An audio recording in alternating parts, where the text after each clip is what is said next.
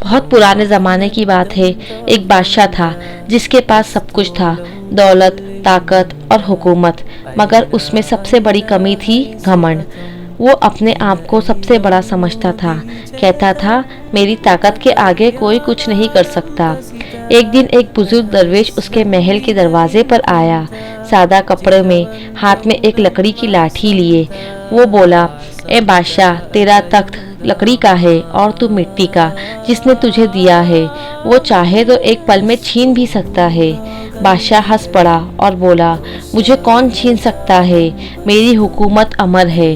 दरवेश मुस्कुराया और बोला, वक्त हर बादशाह का हिसाब लेता है, बस इंतज़ार कर।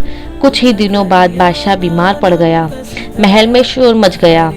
हकीम आए, इलाज हुआ, मगर कोई फ़ायदा नहीं हुआ। अब वो तख्त पर नहीं बल्कि बिस्तर पर पड़ा था। उसकी आवाज़ कांपती थी। उसने कहा, कहाँ है मेरा तख्त, कहाँ है मेरा ताज, और कहाँ है वो लोग जो मुझे खुदा समझते थे।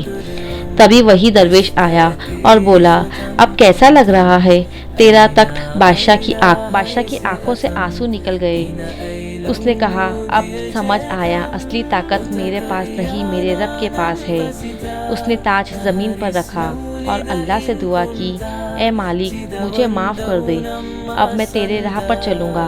वक्त बीतता गया, बादशाह ठीक हुआ, मगर अब वो बदल चुका। उसने तख्त को नहीं बल्कि इंसाफ को चुना।